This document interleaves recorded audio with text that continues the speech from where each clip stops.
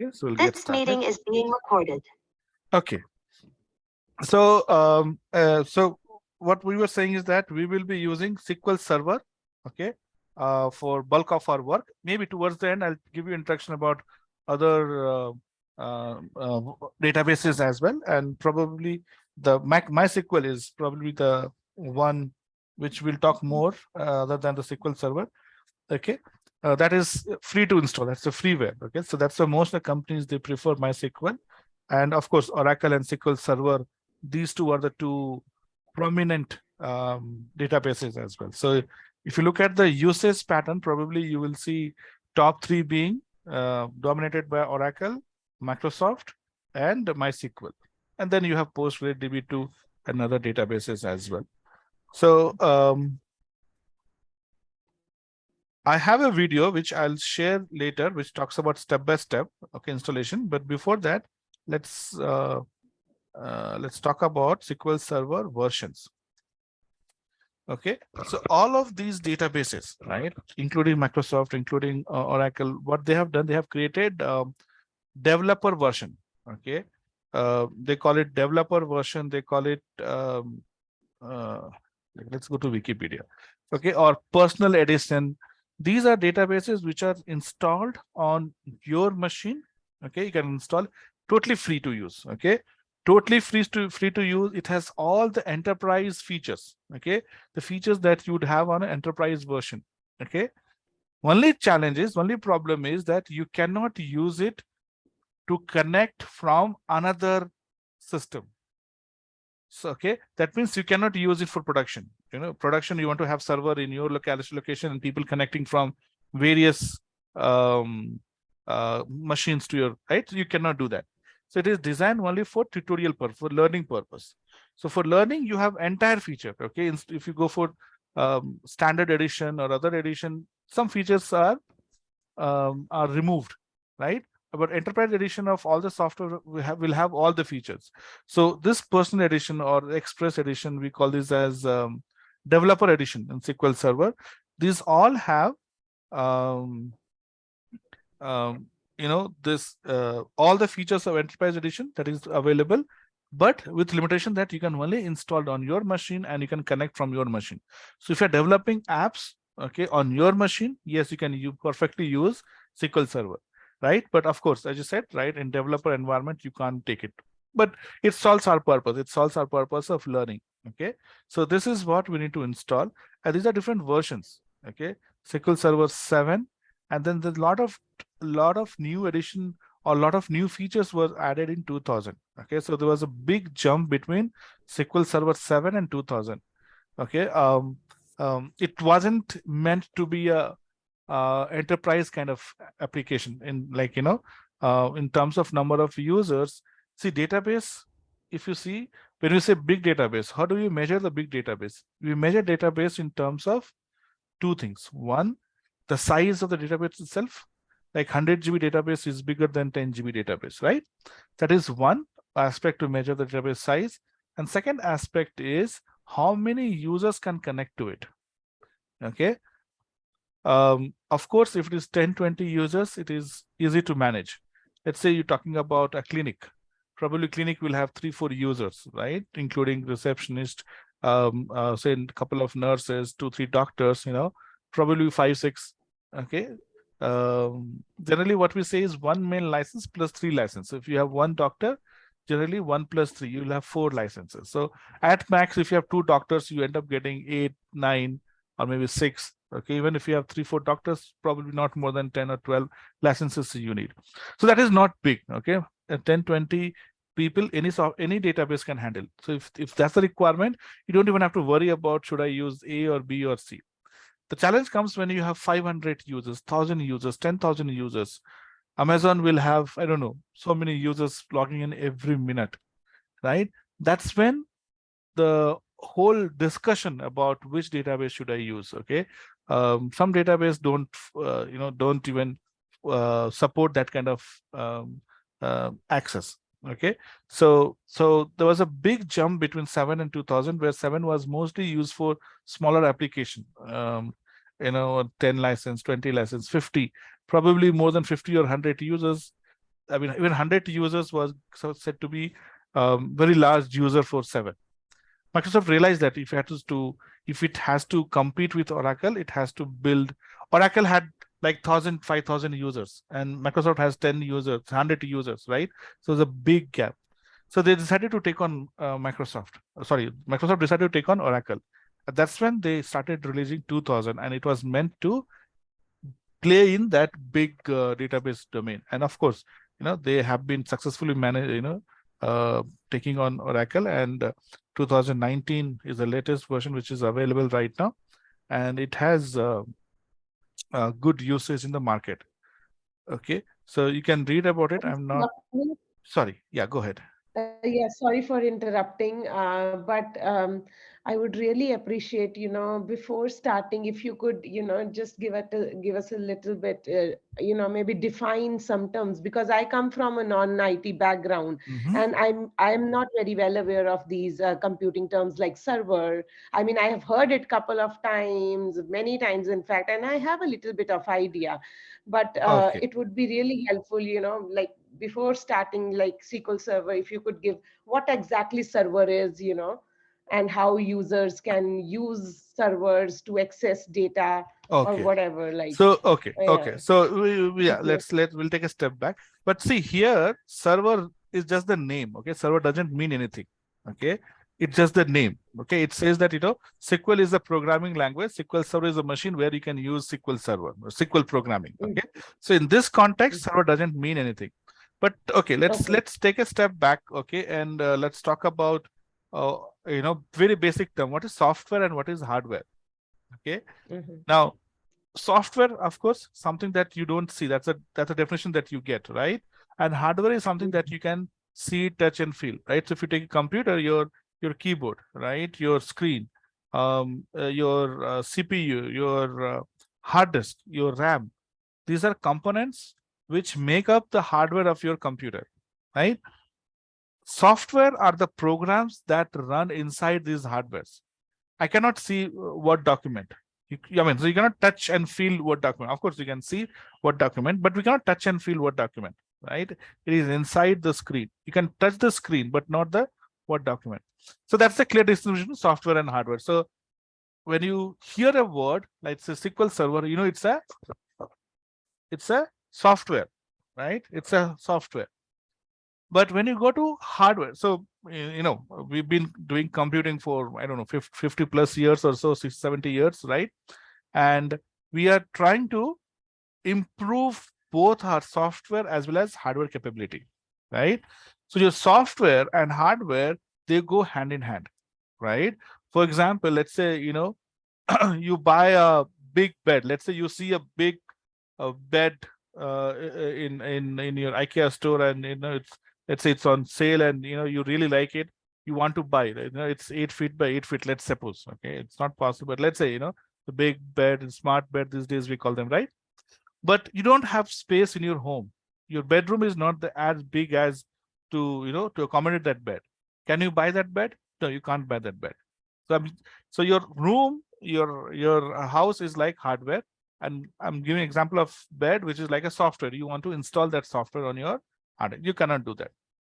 So you need to keep improving your hard disk. You need to keep improving your hard disk.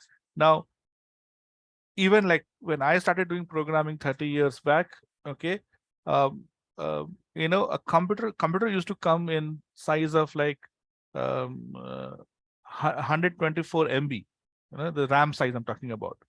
So RAM is a primary memory. Okay, your hard disk is called secondary memory, and your RAM is called the primary memory. Primary memory, okay, are like your brain, right? Now, something which is active. Let's say, for example, now I'm talking about SQL Server, right? I'm taking this session on SQL Server. So what my brain is doing, my brain is trying to take all the information that is there in my hidden memory, right? I did this certification in 2005 or 6, okay, SQL certification. So it is trying to get all the information of SQL Server for last 12, 15 years. Okay, it's trying to filter in. I have a lot of things in my brain, right? But when you are in a particular session, your mind is thinking only about that session. Everything is there hidden. So hard disk is like, you have 1 TB hard disk, all the information is there. But when you boot your computer, it will fetch the specific information. That's called RAM. Right now, if you talk me about Python, let's say, I need time to switch back from SQL Server to Python, right? I'll try to recollect and then I'll be able to answer, right? Because everything right now is about SQL Server in brain, correct? So similarly, RAM is the one that actually is, when you work on computer, it is the RAM which actually fetches the information. So you have hard disk where the 1 TB information is there, but you can't have all 1 TB information live, okay, ready to go. Okay, so RAM is decides your performance of computer.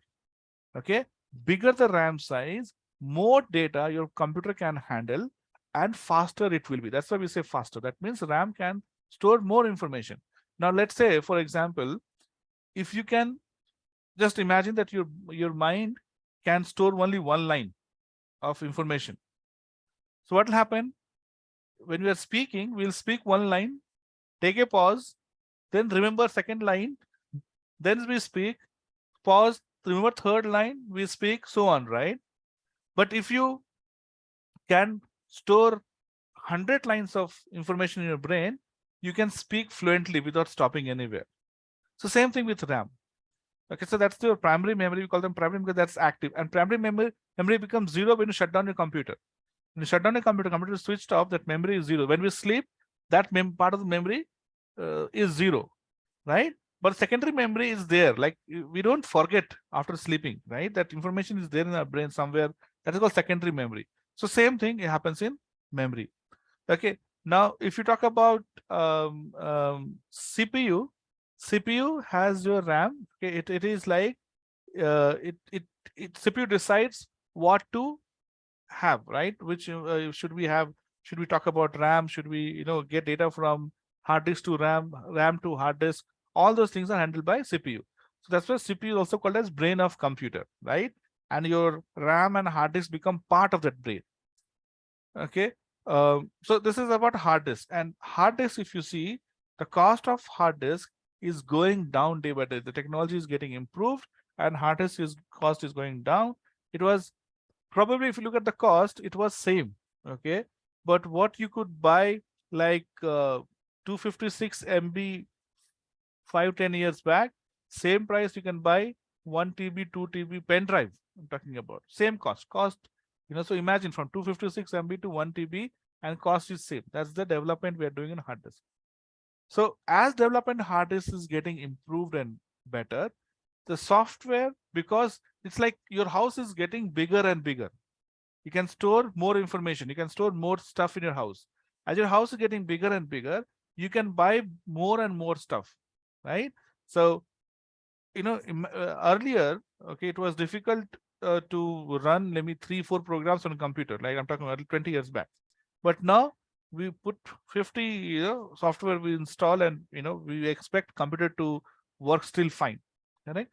So now talking about software, okay, there are three main types of software. One is called operating system. Okay, operating system is like life of your so hard disk is like body of computer, right? If you have CPU, RAM, and all those things together, okay, so those are your body of computer, right? But body doesn't have life. If you just buy all of them and put them together, even if you switch on the power, you won't it won't run, right? You need something to give life to computer. So software is that life. Okay, so the first or main important type of software is called as your um, system software, you can call it. Okay, system softwares, okay, they are about, okay, so again, before we come to system software, if you talk about hardware, okay, the hardware designs are different. If you talk about CPU of HP or CPU of Dell, okay, or CPU of some other company, okay, for the same matter, all these, so all these hardwares are developed by different hardware companies, right? And they will definitely have different configuration. There will be some difference, isn't it? It will not be exactly the same. Now, when you install software, okay, the software has to match to the hardware that you have, right? Now you might have company A camera, installed in your laptop. Some laptop will have company B camera. So the software that you install, the OS that you install, has to match or has to detect all these hardwares, isn't it? It cannot say that um, that every hardware is same. No, right? So the system software has the challenge of understanding the hardware components. Okay. So when you say install Windows or you install Mac, or we have Android on phone or iOS on phone or all this software, they are loaded in the RAM. And it is the job of this OS software to activate RAM, give life, basically, right? It's the life. Okay. And its job is to make sure that it identifies all the components of your computer. Sometimes OS may not detect a component. Then you have to install what is called as drivers, right? Generally, if you buy a new printer, you have to install drivers. Why? Because your OS is already installed. It figured out what all things you have. That time your printer was not there, so it did not install that software. But now you are adding a hardware to that computer. So the OS needs to know what kind of hardware you are adding. Sometimes you restart, it will detect the hardware automatically. Okay. Otherwise, you have to install the driver. Okay. So driver software are also part of system software. So some generally some people consider OS and system software as same component.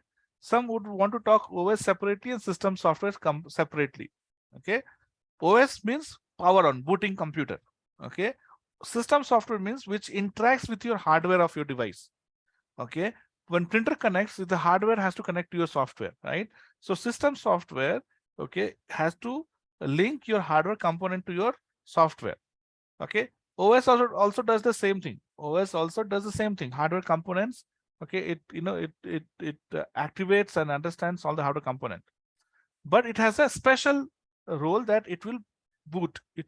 We say boot. Boot means switching on the computer. Okay. So you have operating system, you have system software. Okay. And then we call them as utility software. Okay. Utility softwares are softwares which helps us to perform some utility, some task. If you want to write an email, you need email software, right? Gmail or any other email software you need, right? Now, in email software, when you start Gmail, you don't worry about how you'll have a place for to, right, and subject. You don't have to worry about what does the to mean. How will it understand? Okay, if you just say abc@gmail.com, it goes to the ABC email box. You don't need to understand the background of it, right? When you open Word document, you type Word and document comes up, you start typing. You don't understand, you don't need to understand how it works. How does it do formatting? How does it do font change? All those things you don't need to understand. But they are software which helps us to use or perform some action, like into antivirus software. Okay, that's also your utility software. So we use these to perform some task. Okay, very useful. Okay, so in terms of complexity, your OS is more complex. Okay, because again, it has to understand each hardware component that is available in the world today. Second is your drivers. Third comes is utility software. Okay, utility software also sometimes need to understand about hardware, but advantage of using OS is it creates a link layer. Okay, so your operating system is also acts as a layer between your hardware components and your application and utility software and even system software. So when you install antivirus, it will say you just need to choose which OS you are using. It does not say that this antivirus is used on Windows 10 on Dell computers only, right? This is the version for Windows 10 only for HP computers. No, it doesn't say like that, right? It just talks about OS because OS takes care of connecting to different systems, different components of hardware. Then comes application software. Application softwares, okay, In terms of complexity, it is less complex than other software. And in terms of production, if you're talking about, these are the highest everybody makes. You and I can make a application software, right? So this is mostly used for creating some application like web browser, right? um, Say even Excel, Word, right? If you talk about SQL Server, is also a application software. Okay, so the term server is actually related to hardware. Okay, it's nothing to do with software. So if software says server, it means nothing. It just means name. Okay, when you talk about servers, it actually actual servers refers to your hardware devices, not to a software component. So SQL Server is an application software. And what we're going to do in our course is also to learn to build applications. Okay, we'll building applications. So of course you can end up getting into building OS software or system software, but in terms of in terms of number of people that work there is much less working on OS, because OS you can count them, right? You don't have more than maybe what uh, uh, I don't know, but I don't think you'll have more than 50 or 60 OS, right? Yes, there are some special companies, right? Let's say your military, okay, of for that matter, any country of military, they would be using their own OS. They may not trust public OS. They'll be using their own OS devices, or OS system to work with their devices.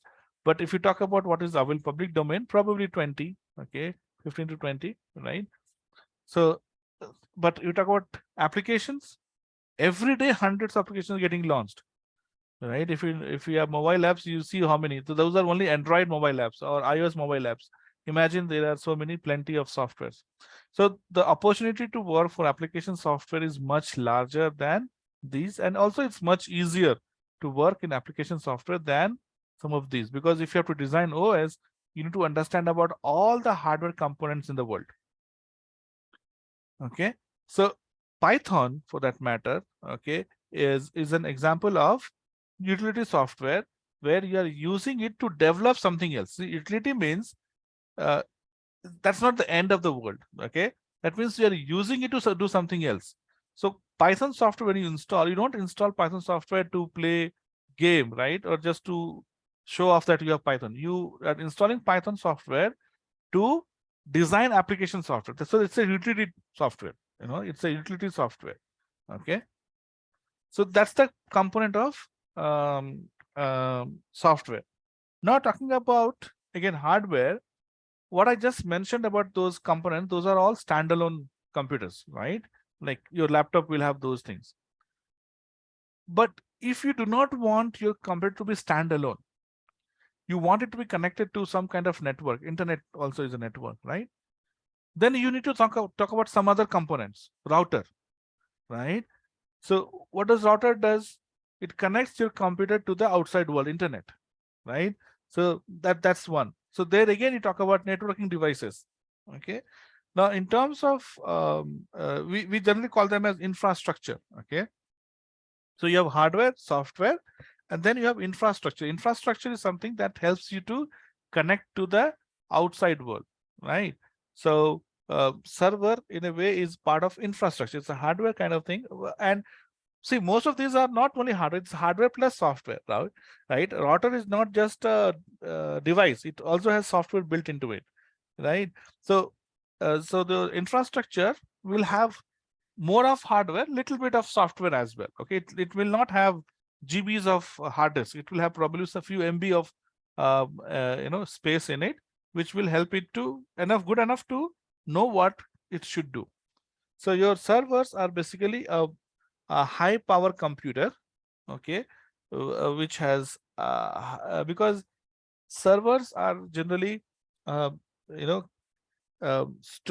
kept somewhere, okay, in your premise, and people from around the world, right, has to connect, right, to that server to get information. So we call them database server, we call as web server. Okay, So each of these servers basically means it's a machine which has some code, some rules written to it. Okay, rules in the sense who should be able to access it, who should be able to not access it. Okay, um, okay, and when it's a database server, it's a machine which has database running on it, and since people from other outside organization through the network can connect to it, okay, it you can um, it allows people from outside network to connect to it. Now you can even make your computer as your laptop as a server. Okay, let's say you build your website and you host your website on your machine. Okay, so in your machine your laptop can become a server.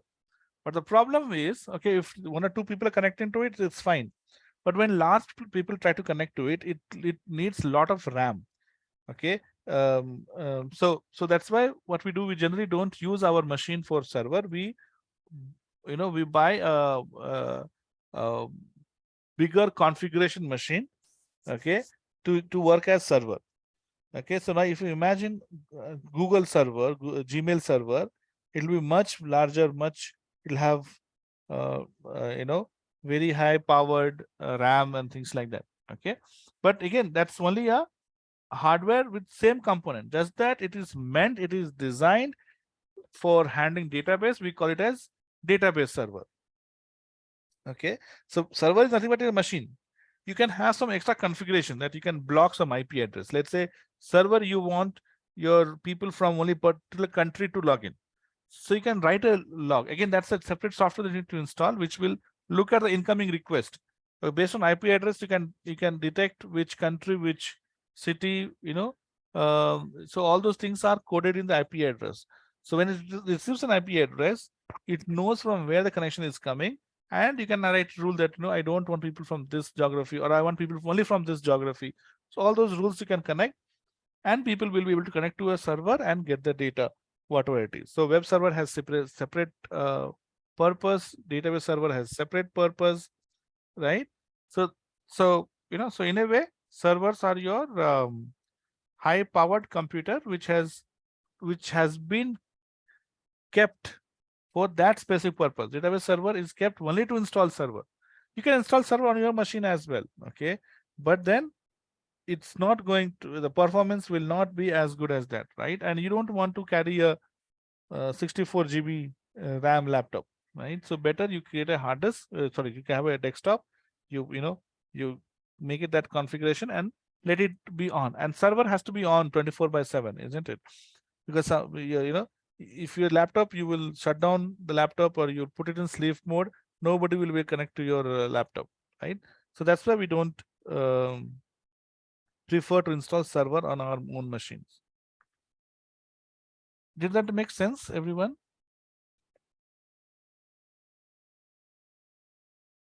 Yes, sir. Okay. Yes. Okay. So yeah. So in this case, okay, the server is not it does not is not the real server that we just spoke about. Okay, it's just the name that is there in SQL. So don't get confused with SQL. SQL is again a programming language. Okay. Server is again the hardware machine which supports high connectivity and high availability and things like that. Okay. They call it a SQL Server, indicating that it's a database, kind of. Okay, SQL is the language of database. Server is machine where generally you host big database. So we call it a SQL Server. That's the only thing. Okay, there is not much into it. Okay, so okay, I don't know. I thought this will have the different versions, but it does not have it. Okay.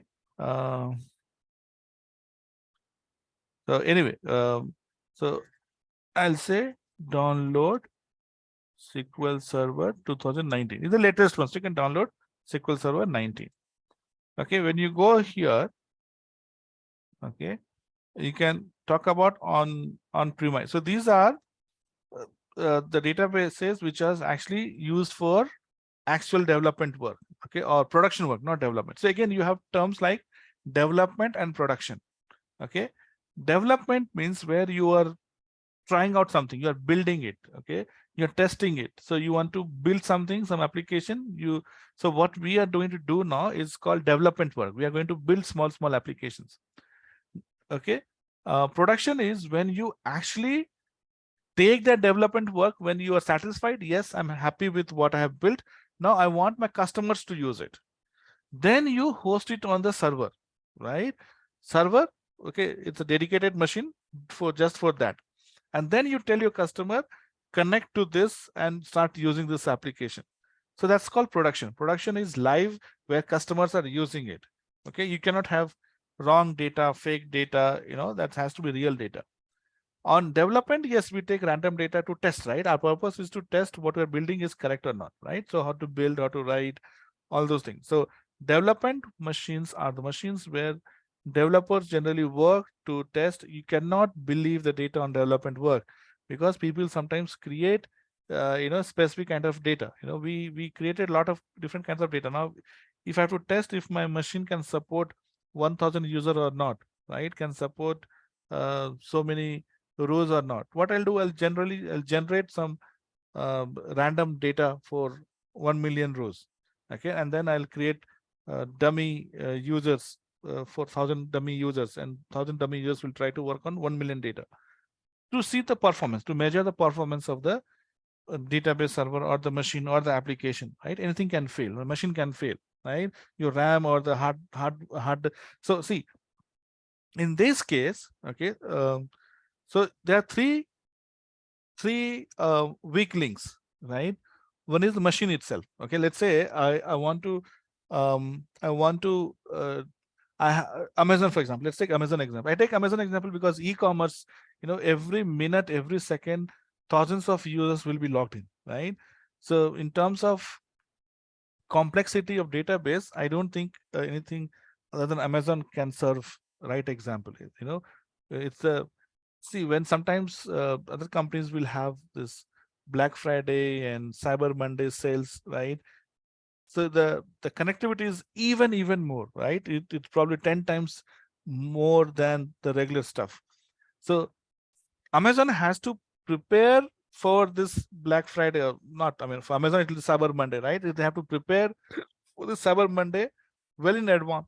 They need to have all those softwares and hardwares ready for it, right? So first thing is that your hardware should support, right? If you have only 2 GB RAM, then you can't expect even 10 people to log into your system. Your hard disk, your hardware will not support. Now you have a very good hardware, okay? Then is your database supporting? Okay, database will fail. You have not done performance tuning properly. Okay, one hit is taking 1 second. So if 1000 users try to log in, it will delay by 1000 seconds, right? 1000 seconds is way too much. So you need to make sure that your database is also, when I say database, not just database, your the performance tuning and all those things is done perfectly, so that you have proper indexes that we discussed in last session should be there, so that you can connect and get the data in real time. Third is your program itself. Okay, the program that you have written, okay, the way you have written, you are handling. Um, uh, so I'll just give an example here. You are trying to transfer money from your account, okay, to your friend's account. You are transferring money from your account. Now, one thing is you are not able to log in. Okay, hardware is not supporting. It is better you're not able to log in than the case I'm going to tell you. Your hard disk, so you logged in, okay, and you clicked on transfer money, and because the hard disk or the database is not supporting, your transaction did not start. Okay, you logged in, but your transaction did not start, which is even bad, right? But this is bad, or this is worse than not logging in itself. Correct. Again, it depends upon the situation. So transferring money may not be that urgent task. You can wait for an hour, right? But if you're not able to log in, it's better than you log in, you initiate the transfer, and it did not get initiated. The worst thing can happen is when the software that you have designed is such a way that you're not handling this, we call them critical sections. I'll talk about what critical section is in programming and in from database, it does make sense, a lot of sense.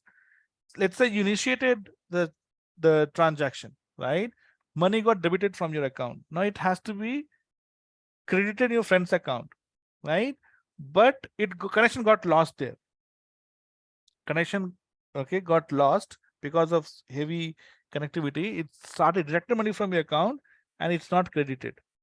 This is the worst situation that can happen, right? Then you have to call them up, multiple times. They will see the record, blah blah, right? So what happens is, okay,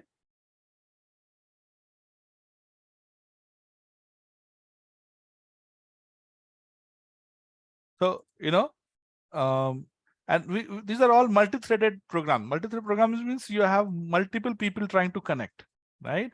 So let's say we'll just take example of transferring of money. Okay, so transfer of money, you log in. So there'll be multiple step, right? You log in, you log into your account to decide how much money, all those things, and then here you will say transfer. Okay, these are regular stuff. And transfer, and then there'll be some series of steps, right? It has to check with third party, the central bank and things like that, all those things. And then let's say money is credited here. And then again, you'll have some transaction and it gets ended here. Now, transactions start to credit. Okay, this is critical. So if you start from anywhere here and if you fail here, or anywhere, okay, it is painful, but you're not that angry, right? Probably, you are not frustrated that much. Of course, you are frustrated, you're not able to perform your task, but it is not that problem. Problem comes when this started and, it probably broke here or anywhere in between. It did not get credited. Then it will take a lot of time for you and for bank to figure out where exactly it's wrong. Where is that money? Who has the money? Is it still with the bank, or it has gone to this bank, but it's not getting reflected, right? Multiple things. So what they'll say, okay, I will make this part as critical part. That means, okay, let's say again, we'll take multiple examples to talk about. Let's say you have a river here, okay, and you have a big road that is coming here. You have a big road that is going here, right? Now this bridge is old bridge, okay, narrow and old. Now it's narrow. You cannot let the traffic flow from both the direction. Till here it's fine, till here multiple people will log in, okay. Maybe I logged in first, but I am slow to click buttons. You are faster to click buttons, so you might reach here before me, fine, right? Okay, the vehicles will come here all the way. But when it comes to this point, okay, here you have to make sure that only one vehicle goes, okay, one from this side, one from this side, right? So you'll have somebody here managing, okay, will communicate here, okay, that I am allowing one person. So this fellow will stop everybody to get onto this bridge. He'll allow one person here, okay. When this person reaches here, then he will allow another person from this side. Then he will say, yes, I got it, I'm sending one more person, so he'll allow, right? So even though you have traffic coming in from here, multiple traffic, but you are allowing only one specific traffic, one particular vehicle to go on this road. What happens if you are not managing it properly? What might happen? You might have 10 vehicles coming from this side stuck here, 10 from here. You can't move, and the totally jam. Okay, so we call this critical programming part, or critical region. Okay, in critical region, we have to make sure that whoever reaches here first, doesn't matter who starts from home first, right? But first person to reach here should be allowed, and rest should be controlled. So if the capacity of this transfer is, let's say, 1,000 per second. Okay, let's the capacity of this bridge or this transfer to credit is 1,000 per second. Okay, and let's say during salary day, okay, on salary day, let's say you get 5,000 people coming in. So if you do not control here, and this is the program I'm talking about. I'm talking about not talking about hardware or the database, but the program itself. So you will count 1,000 process, and if you have 1,001 process, you will say stop. Okay, you can say that, sorry, we have exceeded the max. Sometimes you get this message, right? Exceed max tries, exceeded the number of users we can handle. Something message you give, and you say that try after some time. Okay, So you're making sure that since you have place for 1,000 transactions to go, you make sure 1,000 transaction gets completed here, and then you take another 1,000. Then you take another 1,000. Don't allow all 5,000, because if you allow all 5,000, definitely, okay, generally, okay, and this happens in every business. Like if this is capable enough to carry 2,000 transactions, you will have a limit of 1,000, right? In lift, you will see, right? 500 kg capacity. It has been tested for 1,000 capacity. Okay, it has been tested for 1,000. They are saying 500. So if it is instead of 500, if it is 600, it's fine. But if you have 1,500, the lift will collapse. Same thing here. If if designed for 2,000, so you are trying to make sure that only 1,000 transaction goes through. But if you're trying to make 5,000, definitely some other transaction will collapse here, because your system, the way you're handling is not designed to handle large volume. Okay, so from where this discussion came? This discussion came in critical region, right? So this is called critical region, where you are limiting the number of transactions that are going. Okay, so these are some of the work that as a database developer you will have to do. Okay, and we'll talk about this when we go there. So coming back to our search here, so these are the SQL Server for deployment purpose or for the production environment. So if you want to install you have a server on your machine, on your local premise, you use this. If you are at the edge, okay, handling this mostly IoT thing, you'll use this version of SQL Server. If you're putting on cloud, you will use this version of SQL Server. Okay, or developer and express. This is what we're interested in. Okay, so you see, this is a full-featured free edition license for use as a development and test database in a non-production environment. Training is perfect example. Training, we're not trying to develop any production environment, but we want to develop and test our database. Is free edition of SQL Server ideal for development and production desktop, web, and small server applications. So if you have to develop small server related applications, server means you have at least 3 different components: UI component, okay, the database component, and something that takes information from UI to the database. That's called web component. Okay, so see, when I say login to Amazon, right? So the login box that you see is the first component, the UI part, user interface. So there you have username, password, and click login. So you enter your name, password, and click login. That information has to be sent to the database server somewhere to verify if the password that you have entered is correct or not. If you're a new user, then the information has to go to the database to save that information. So something has to carry, right? There has to somebody or something that has to carry the information from your front end or from your UI to the back end, which is database server, somewhere located in some other city or some different country altogether. So that one takes is your web server. So web server job is to see the information, take it from front end to the back end to the server, database server, and get that information from database server to the UI. If you enter wrong password, it says invalid password, right? How does it know? Because it went and checked at the database and figured out that it is invalid password. Okay, so those kind of software we use Express, but for our learning development purpose, download this developer edition. Okay, so I will share this link. Okay, you need to go and download. Okay, and see here, you have Windows, Linux, Docker containers. These are your tools. Okay. Okay. So I was trying to see if there's a Mac or not, but there is definitely Mac version available. Okay.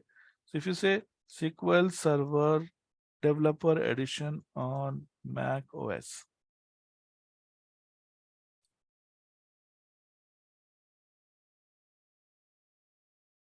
Okay. So how to install SQL Server as a Docker deployment on Mac OS. So it has to be like a Docker. Okay. So you can refer this. Okay.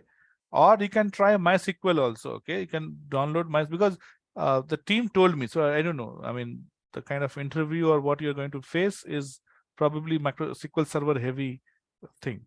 Okay, 90% of the work will be same. Whatever you're going to do, 90% work that you're going to do is irrespective of the database that you are using.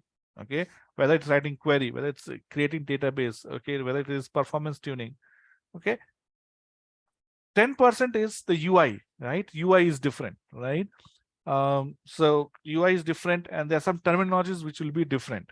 Okay, so that's why SQL Server is, we'll focus on SQL Server, but 90% of content doesn't matter which database you are using. So maybe you can follow this and try to install your SQL Server on Mac.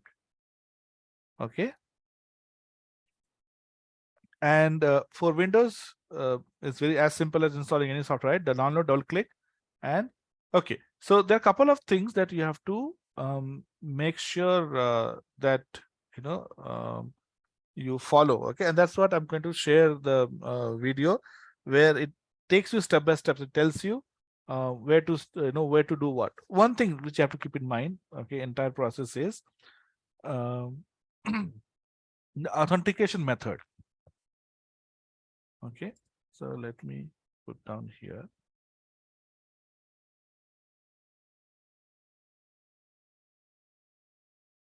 Okay, it's called authentication method. Okay, authentication method, obviously, as the name says, is how do you authenticate with the SQL Server. Okay, so SQL Server is the database which is hosted. It has all the information. You need to connect to the database, right, to get that information. So how do you connect to it? So there are two methods in SQL Server. Okay, I'm talking about SQL Server. This is probably not in Oracle. One is through your Windows login, and other is through SA, System Admin Login. Okay, so I think by default it is Windows login. Okay, you make it both. So you'll have a Windows login, SA, and both. Okay, select both. Okay, select both. That means you can log into SQL Server using both SA method or Windows login. So Windows login method, it will read the login for the machine that you have, right? When you log into your Windows machine, you'll have a username and password. So if you have logged in, if you have installed SA,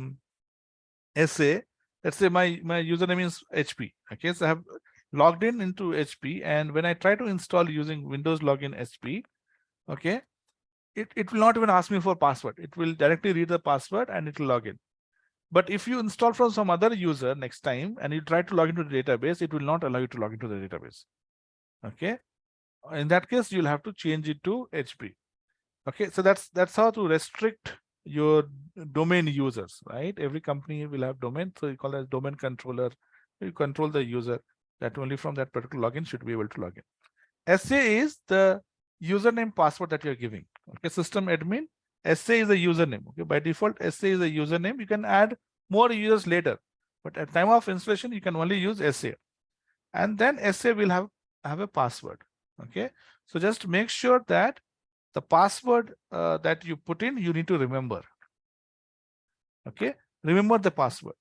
And then after installation, when you type SQL Server, you see this is one tool called as Management Studio. Okay, I have 2018 software. Okay, SQL Server 18 I have. So that's why it says, so these are some of the tools: SQL Server Management Studio, SQL Server Profiler, Configuration Manager, Installation Center. If you want to install or uninstall, you use this. So rarely we'll use this. Profiler, we'll use it when we are doing performance tuning. So this tells you, you can actually see all the queries that are being run. Okay, and then you have SQL Management Studio. All our development work, practice, all the work will happen here on this. Okay, so you click on this and a tool will open. Okay,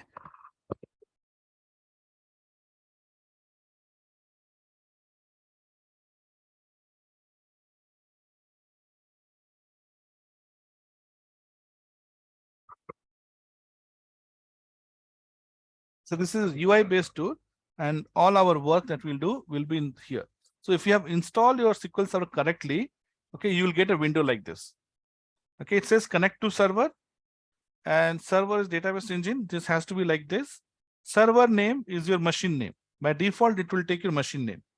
You don't have to do anything else. Okay. By default, it will take server name. Then the authentication method. Okay. Windows authentication is what the first method I said. You can drop down and you can say um,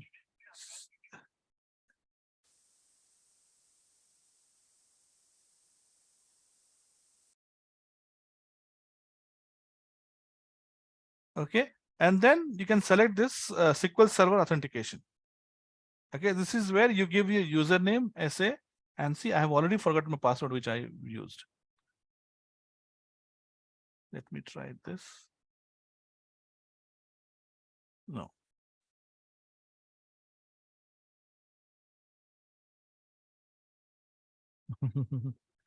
One, two, three, four, five, six. Generally, I have one password for training and okay, so I'll see later.